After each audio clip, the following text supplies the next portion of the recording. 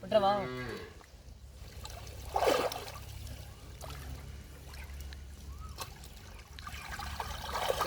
வாங்க ஃப்ரெண்ட்ஸ் பின்னாடியே வாங்க.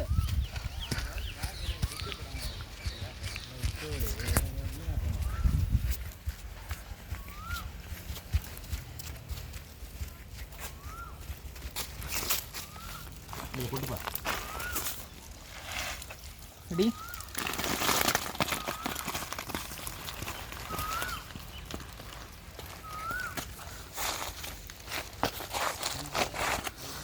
இந்த ஒரு 6 மீன் நல்லா எடுக்கும் கிட்டியே.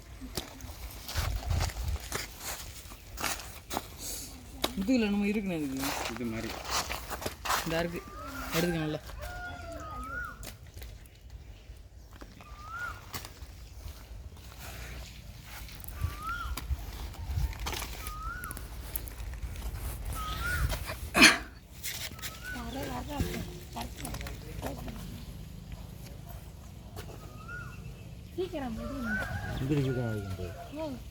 எங்கே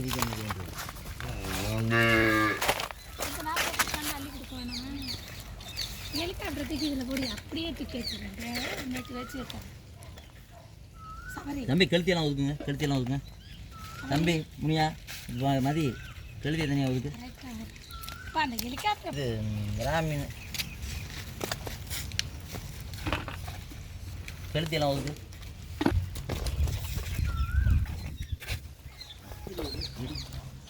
யாரும் முடிக்கல, நாங்கள் தான் முடித்தோம். அப்படி பார்த்தேன். கெண்டை முடிஞ்சடா. கெண்டை இல்லையே, அது சிலேபி 1/2 கிலோ இருக்கும். அதான் இவ்வளோ. இப்போ என் கையில் இருக்க மீன் தான் பார்த்தீங்கன்னா 6ஆம் மீன். இப்போ இந்த மீன்லாம் பார்த்தீங்கன்னா நான் வந்து ஒரு 10-12 வருஷத்துக்கு முன்னாடி பார்த்தா தான் ஞாபகம் இருக்குது எங்கள் ஊர் கம்மாயில்.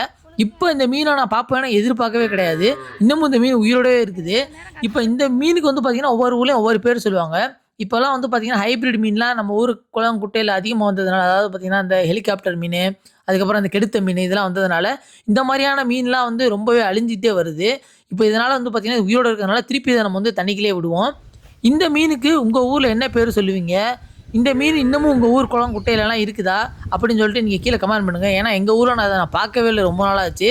இருந்துச்சுன்னா நீங்கள் கீழே கமெண்ட் பண்ணுங்கள், நானும் தெரிஞ்சுக்கிறேன் எந்தெந்த ஊரில் எங்கெங்கே இருக்குது இந்த மீன் அப்படின்னு சொல்லிட்டு கீழே கமெண்ட் பண்ணுங்கள்.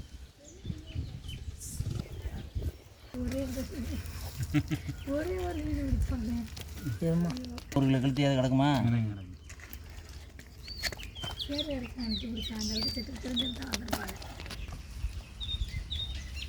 தெரியல, மீன் பிடிக்கிறது கழுத்திய வராது போட்டோம்.